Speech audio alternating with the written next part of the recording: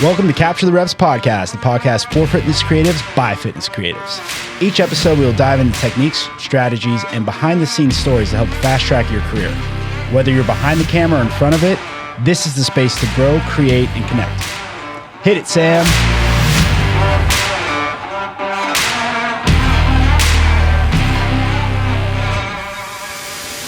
And with that, welcome to Capture the Reps podcast. I'm here today with Lacey.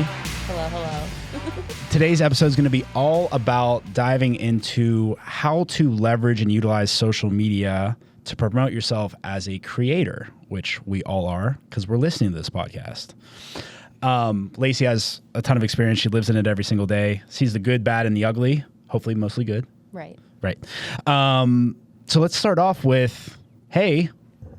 I am a videographer. I am in the fitness space. Where do I even get started? Just in general, just give me like a wide scoping, like to someone that like is they've decided, hey, fitness is my calling. Right. I want to brand myself as a fitness videographer or fitness photographer. Totally. What are like the initial like first steps?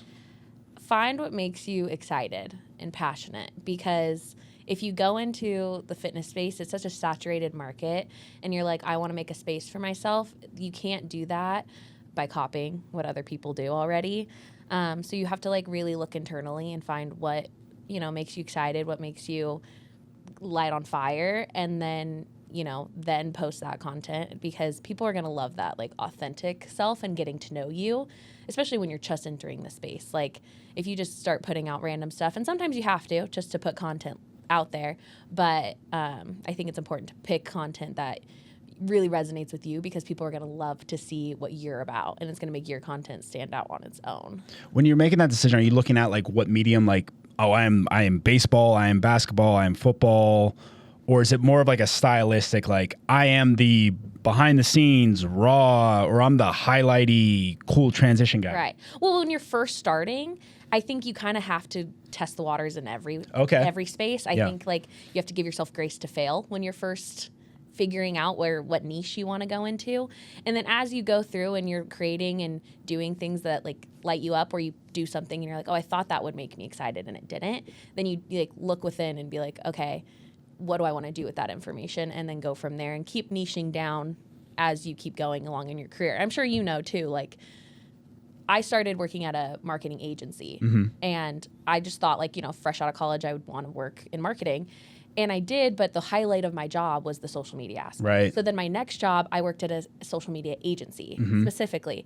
And then I'm working at a broader scope social media agency, and I was like, well, I really like fitness. So then I switched my next job, and it was social media in the fitness industry. So it's like you have to start big just to see what you like, and then, figure out where to go from there. No, that's great. And you're looking from a situation of like what makes you happy, or like what is the balance of like what makes you happy and like what actually gets results, or like that kind of idea? There is a mix. There's for sure a mix. It's a healthy balance. I don't even know. There is a healthy balance. And I think sometimes, especially when you're creative, burnout does exist, and there can be things that used to make you happy, but you're just now just putting it out there because you have to keep things going. But I think that if you continuously rely on yourself and what makes you feel good and what makes you excited to show up to work every day, then even when you do hit those slumps, like naturally you're going to come back, and you just have to push through, and you'll know yourself well enough to know kind of where you're at in that process. Sure. So that covers the content side. Now, as far as like the platforms, I mean, I like look up now. There's like Lemon or something. Oh, there's 73 different ones. So like it's just like it's a never ending thing. So like what platform do you start on? I mean, like what are some guardrails, I guess? Totally. To help us? I mean, if you're like videographer, photographer, that type of industry, you want to go where that's popular. You're not necessarily going to pop up on X or Twitter or whatever it once was, or Threads. More so, you're going to go to those like platforms that promote that the most, like Instagram, TikTok, like those types of platforms. And I think it depends on what your market is, what social media platform you pick, and I would highly recommend you don't do all of them. Okay. Yeah. I think that you're running yourself into the ground when you do that. There's so many, and if you put the same exact thing out on every single platform, then it gets repetitive for your followers. Right. So you really should just pick like a handful that you Okay. really like, even like outside of your profession, that you really like to use personally, because that's when you're going to be a consumer on those apps. So you'll know, like, for example, I really liked Threads, and when I first started working at HWPO, I recommended we made a Threads account because I like consuming content on that platform, and I knew that I could speak to the audience there. Right. I know what I like. So I think it is important to like mesh that, like, okay, this is what I like to do, and this is what I like to consume. What apps do those fall into? Yeah, that makes sense. So let's break down by apps. Right. I'd like to go to YouTube first. Right. So I've just noticed from personal experience, YouTube Shorts right now is bonkers. Yeah. Just like going off. Totally. But like as a video person on YouTube, like what are some guardrails like to put out there? No, YouTube is a lawless land at the end of the day. You know what I mean? Yeah. There is so much different types of content. It's a wild, wild west out there. Wild west.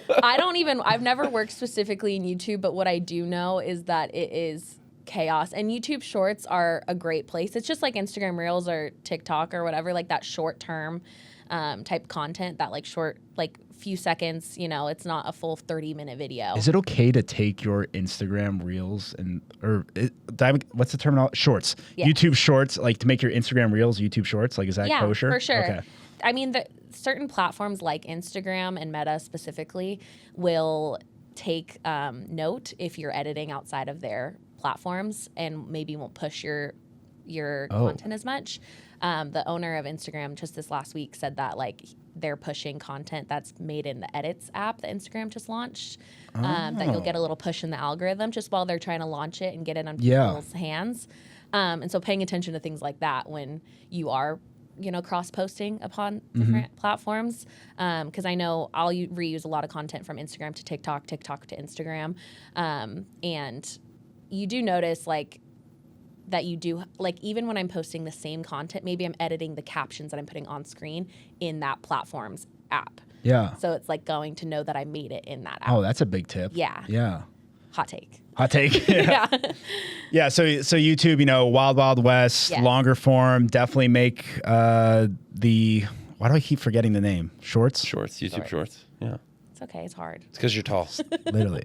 Thank you. You don't know what shorts are all about. I know. It's like I'm in there every single day. I don't know. Look at the shorts like, he's wearing. He knows all about shorts. Yeah, LSKD. Shout out again. Another episode. Yeah. Sponsor us. Send us some stuff. Send us some stuff, Chris. Switching over to Instagram then. So on Instagram, I think like us as videographers, like we kind of get overwhelmed with the amount of possibilities. Right. And like, it's like the balance of when you're trying to promote yourself and you're trying to get your name out there to brands, to other sponsors, to athletes, to training groups, to management companies, whatever. It's like what? Like, what do I even do? Like, do I just post like my work? What's the balance of posting my work and sharing like my expertise and like all that? I think the thing to know the most about organic social media is that you are playing the long game. You're not, if you're searching for virality, being viral, if you will, you're going to be disappointed and let down because the algorithm's messy. It's like not unpredictable. Like you're not going to find results that you may want. So you have to remember that it's the long game and that you're wanting to build a relationship with your consumer. Because when somebody comes across your, reel or your post and they're looking at it, maybe at that time that they're looking at it, they're not like, oh, I need a videographer. This is perfect timing. More often than not, that's not the case. Right. So you're wanting to create content that's memorable and that people associate with you so that when, 6-7 months later, they're like, oh, I need a creator. They were like, oh, I saw that one. He's been posting this type of stuff and I really liked it. Let's get in contact. So you're playing that long game because if you're going for like that short term, the old style marketing where it's billboards, posters, that right, you're going to be disappointed because that Instagram's not the app for that. Right. So putting content that's memorable, which goes back to like being, yourself and being authentic because if you're posting the same thing that everyone else is posting, you're not going to be memorable. Exactly. So that's where finding your niche and finding what you like is important, because it's setting you up to stand apart in the ocean of creators. Yeah. Yeah, I mean, I love what Ish does. Shout out to Ish. Eat Captures. One of the most unique and different looks, like always switching up the boundaries and barriers and like creating just a different feel to his videos, whether it's utilizing, what was he, just recently he was at the games. Talking about like his point and shoot? Yeah, he was like utilizing like a point and shoot photos and like all that kind of stuff. G10? So cool. So like to that point, that's a real life example of someone that's creating something different. Is there any like micro tactics I'm talking strictly on video. I'll let Chris ask the photo questions, but strictly on video, is there any micro tactics that you can do within Instagram to, broaden your reach or whatever? Yeah, absolutely. I think jumping in on trends is always so important, whether that is a specific trending, I don't know the terms in videography, but like angles or shots or things like that you can tell are performing well with other creators, but also trending audios. Okay. And specifically using those because, the algorithm Instagram loves themselves. They're their number one fan. So if you use their own thing in there, they're going to love that, as well as like using any type of content engagement thing that they offer, like stickers, story replies, polls, all of those things. They want their app to be showcased. Okay. And so when you're using their product in your content, it's more likely to get put out there. With that being said, the algorithm is, again, a lawless land and very unpredictable. Right. But it goes back to you're playing the long game. So like, if you're searching for virality, what is the word? It's all good. No, I think you're saying it right. Virality. Yeah. Listen, if I'm gonna mess up YouTube Shorts, you're allowed to do that. It's fine. We just got to find out where Chris is gonna mess up. If we're like episode 11 in and he still can't say "Capture the Reps" podcast correctly the first time, right. You can say whatever you want. Nailed it on the first take this time. I didn't want to say anything. There's something about Lacey. It's just a special she has day. a calming presence. I bring the good vibes. Yes. Absolutely. No, but anyway, if you're just constantly looking to be viral, you're going to be disappointed. So putting content out there that really matters and that you care about helps. So for that trending audio, you just like going on to like the actual app and then you can see like the top, like when you're posting stuff, there'll be a add sound button on your reels, and they'll literally be like headers that will say for you. So things like sounds that you've either used in the past or that are similar to sounds you've used in the past. Or there will be one that says trending, and it'll literally have a green arrow pointing up if it's like, blowing up, or a red arrow pointing down if it's starting to die off. Okay. And so using that is really helpful. Of like, okay, this only has like a few 100,000 uses so far, but it has a green arrow, so that means it's like on its way up. Whereas you could see ones that have like 1 million uses, but it has that red arrow. So using your own discretion on what fits your vibe better, but I mean, Instagram gives you what they want you to use, so it's fun to lean in. Chris, photo, go. What do you feel like you've seen success with Yeah. when it comes to posting photos specifically? I think that carousels are right up underneath Reels as far as performance. Like carousels perform really well, especially now that you can add sounds, trending audio to carousels. That's a good point. And you'll see those even on like TikTok. Like you can post TikToks with just photos in the carousel. So you can get creative in that way, but you can also lean into like that relatability aspect, and that's maybe you're using Reels for your behind the scenes, or like, you know, it's not necessarily your work, but it's your business. What's going on? Yeah. Absolutely, yeah. So you can like take a different angle where you can still use that when you need it, and that can drive people to your platform so they could see your photos that are more carousels. For if sure. You're trying to lean into the Reels more because it's a video-based world these days. I love that. I think it's cool to touch on the fact that like utilizing your behind the scenes work, because I think that gives you some level of personability. Totally. So people see like sometimes it's a struggle. Sometimes what we have going on behind the scenes is a struggle. And sometimes that can be content that makes what you do very relatable for people. Totally. People love seeing their self in other people's content. Oh, yeah. And I think that like is a huge thing, especially when you're selling a product or selling yourself in a way. It gives you depth.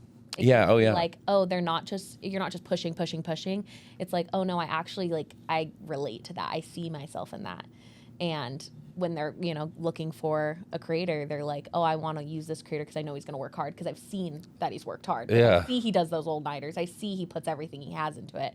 So, like, that's somebody I want to pick. That's awesome. Yeah. I love that. Yeah, I mean, even myself on Instagram, I've had a reel pop up, and it's like, I'm like, oh my God, that's the most relatable struggle I've ever seen when it comes to photography. And then I go and I look at their whole page, and I'm like, yeah, this dude's getting a follow. No, exactly that. Yeah, and that's the thing, too, is your page is your portfolio. For sure. You have to treat it as such. You know, like, you showcase your work on there, but you also got to showcase your business. Yeah.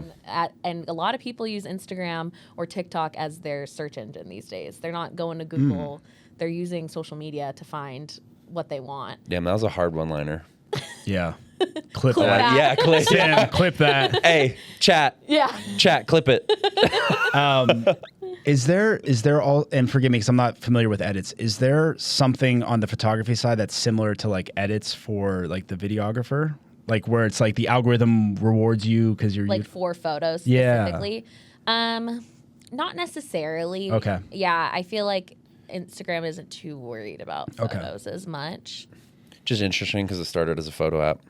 Right. Not that I'm mad or anything, but No, not that we're all mad. Yeah. I mean, I personally love it. of but, course you I do, mean, Mr. that's- Video. Yeah. Like, this actually worked really well. It's fantastic.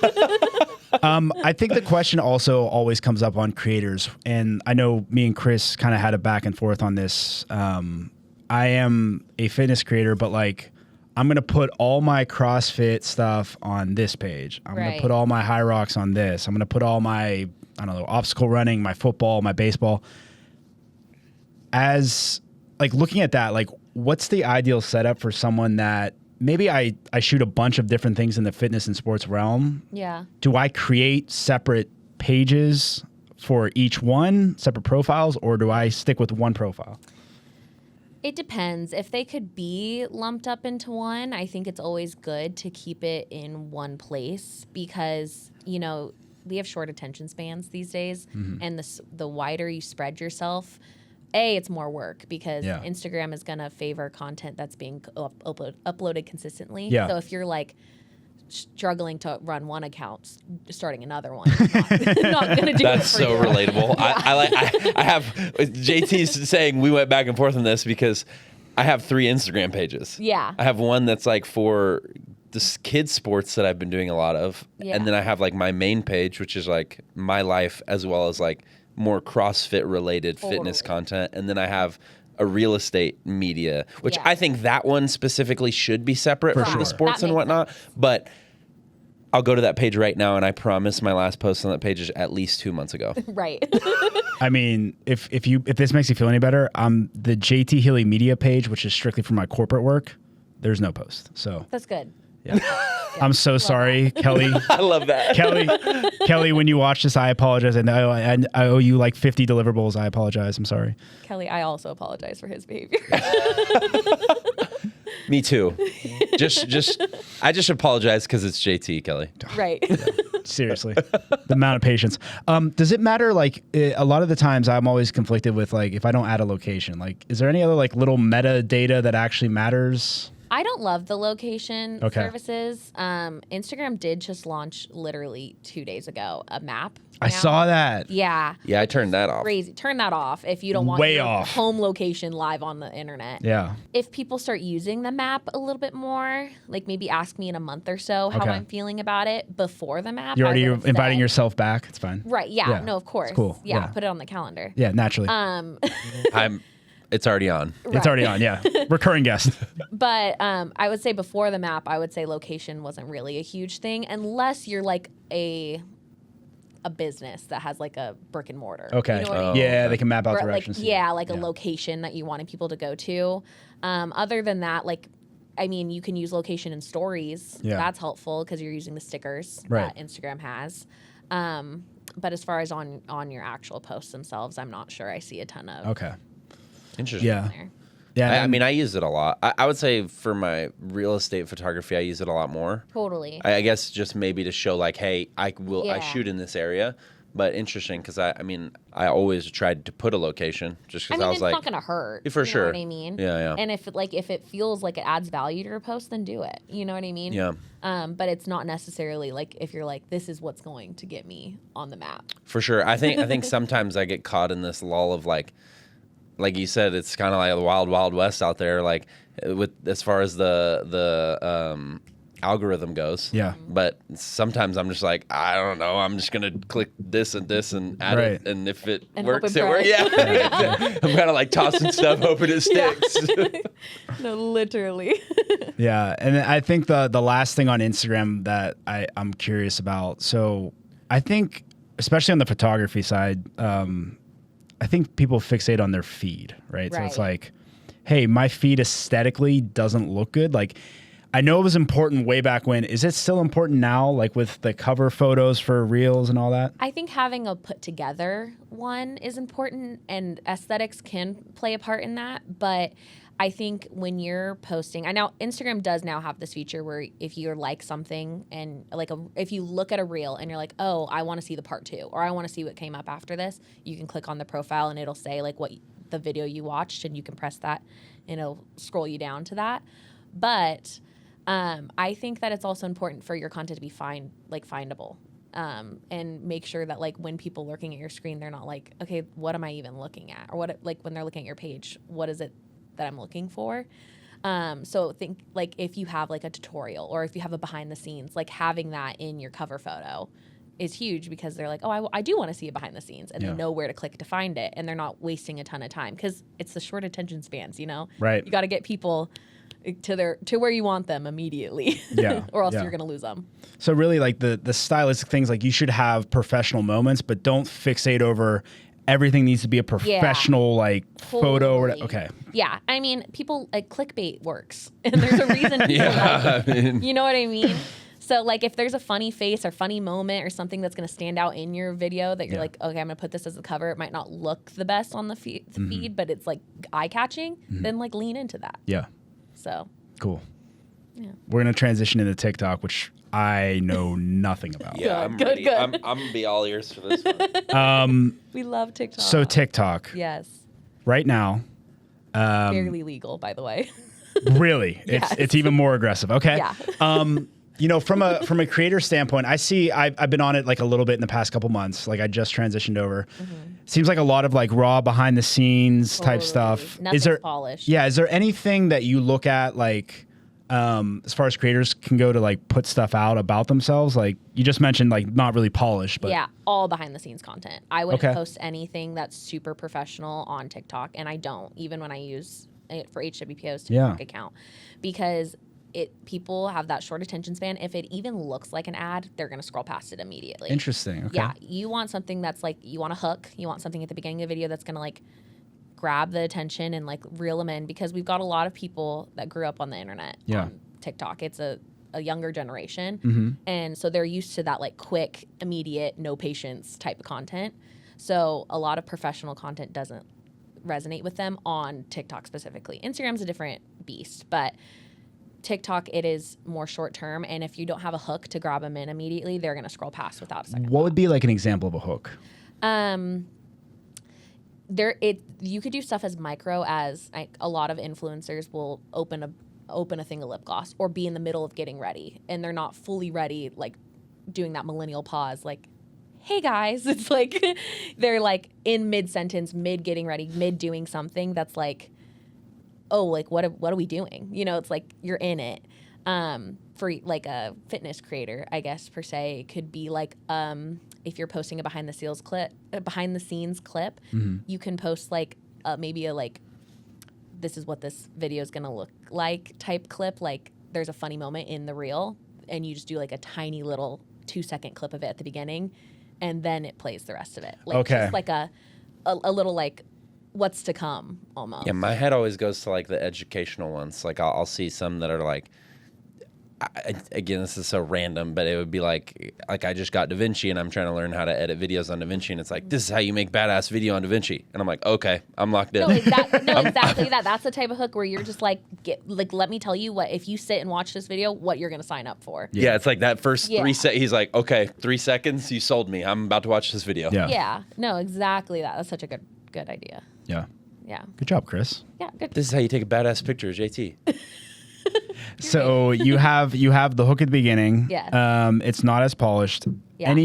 I'm seeing a lot of text on Yeah, text as well, especially because a lot of people watch TikTok in public these days, so they aren't always playing it full volume. So that's where the importance of text or closed captions really plays a part. Plus, it's inclusive, so always add closed captions. But yeah, I think all of that the quickest you can get information from point A to point B is always going to work. If you're doing no type of text and you're just sitting and talking at a camera, you're gonna lose them. Yeah. And I know that because I will lose people, or I will watch that type of content and I'll be like, I'm bored. Right. I actually don't have the Yeah. for this. Right. I literally watch every YouTube video that I watch is on 1.35 times speed. Yeah, you're like, You okay, can how control the speed. Yes, to on the TikTok T. you can too. Wow, I didn't even know that. If you hold down on the right or the left side of the screen, it'll zoom up to, or it'll fast forward 1.5 We're just gonna have a segment where it's says just that on Lacey Instagram. knowledge bombs. I know. Just do.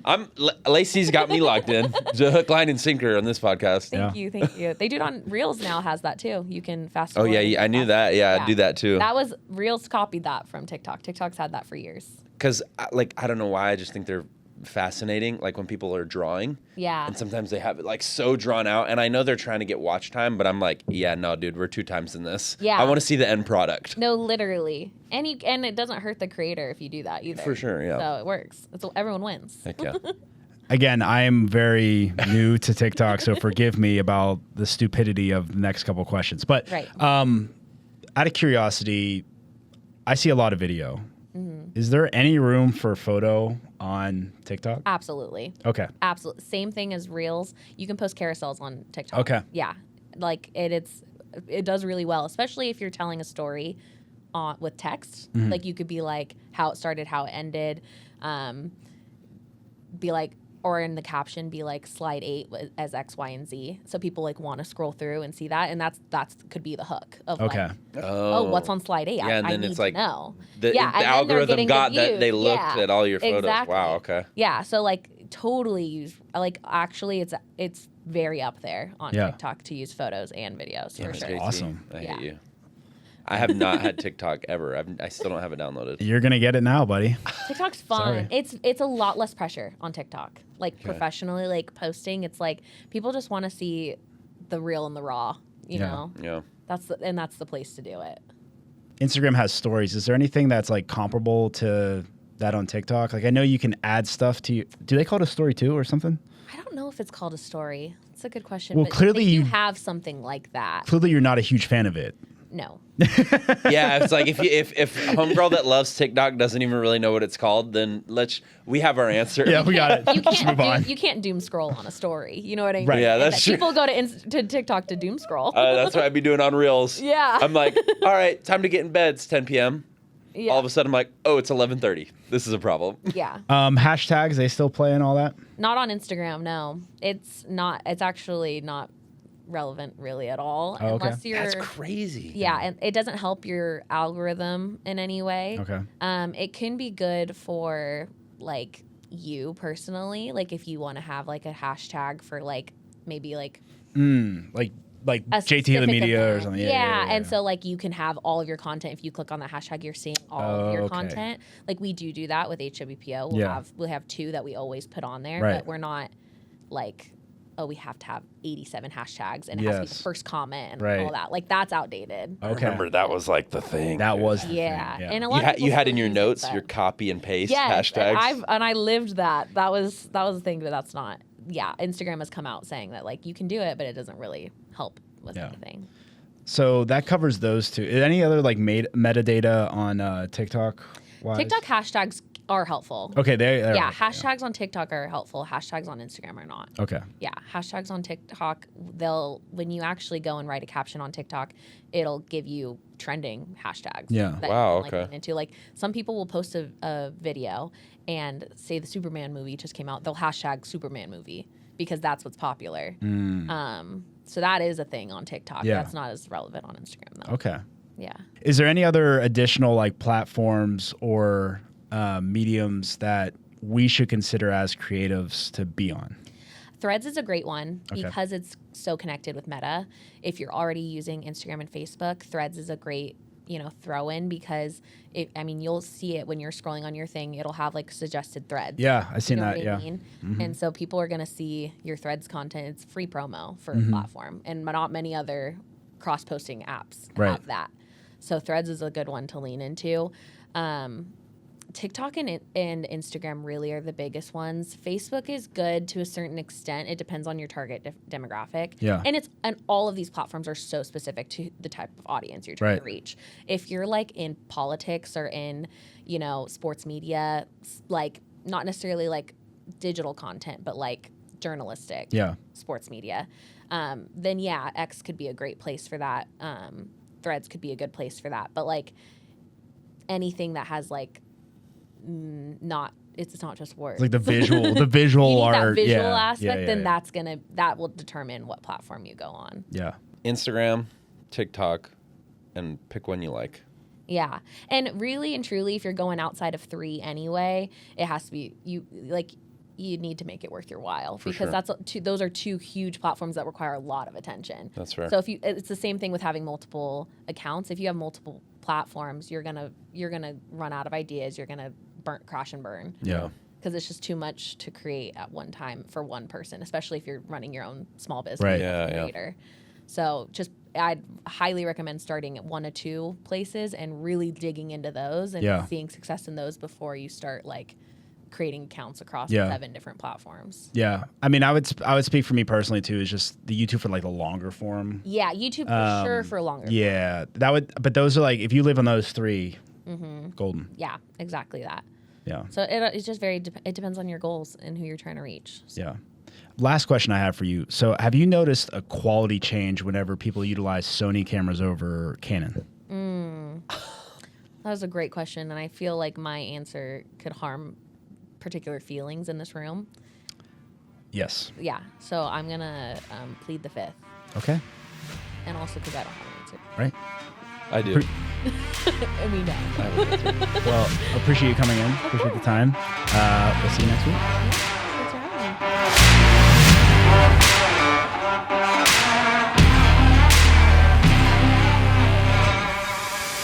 Well, that's a wrap on this episode. Thanks for tuning in to the Capture the Reps podcast.